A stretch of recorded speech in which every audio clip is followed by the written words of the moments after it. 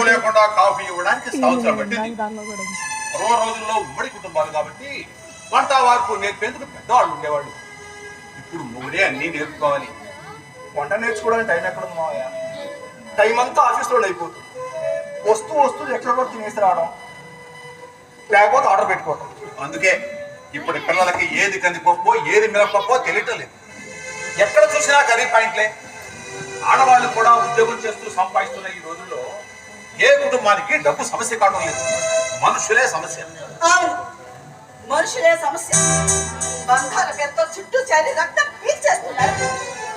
మా engineering friend మనజ ఉమ్మడి కుటుంబం మీద ప్రేమతో ఒక అతన్ని పెళ్లి చేసుకుంది. ఇంటి నిండా ఎప్పుడు తమ్ముళ్ళు, చెల్లెళ్ళు, పెద్దవాళ్ళైన తల్లిదండ్రులు. వీళ్ళు కాక మధ్యలో వచ్చిపోయే ఇలాంటి వాళ్ళు.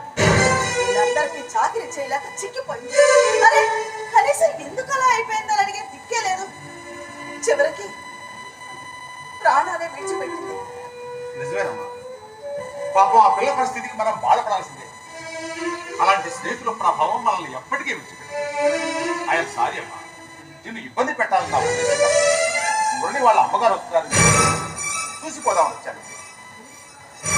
మమ్మీ రావడానికి మావయ్య? మమ్మీ రాలేదే? రాకపోవడం మురళి, నాకు ఉదయాన్నే ఫోన్ చేసింది. చూడాలన్నయ్య రండి అంటేనే వచ్చాను నేను. వర్ష, మమ్మీ ఏమైనా ఫోన్ చేసిందా? మాట్లాడవే. నీ ఫోన్ నాట్ రీచబుల్ వస్తుందంటే నాకు ఫోన్ చేస్తుంది. నేను ఎయిర్పోర్ట్కి రమ్మని. మరి నీ విషయం నాకు ఎందుకు చెప్పలేదు? అవి రావడం నాకు ఇష్టం లేదు. వర్ష, అవును నా తల్లి. నాకంటే ఇష్టం ఉండవా? సరే సరే, ఉదయం అనగా వచ్చిన మనిషి ఎంతవరకు ఎదురాలేకపోయింది. మురళి కాంతి వెళ్ళి చూసేద్దాం. ఒక నిమిషం మావయ్య. ఏంటి ఇప్పుడు ఆవిడ వెతకడానికి వెళ్తారా? అమ్మా, ఆవిడ నీకు అత్తగారు అవుతారమ్మా. నాకు ఈ బంధాలు బంధుత్వాలంటే ఇష్టం ఉండదండి. ఏ మనిషికైనా బంధం అనేది అమ్మతోనే ప్రారంభమవుతుందమ్మా. ఆ బంధాన్ని కూడా గౌరవించలేకపోతే మనల్ని మనుషులని పిలవరు. మావయ్య రండి వెళ్దాం.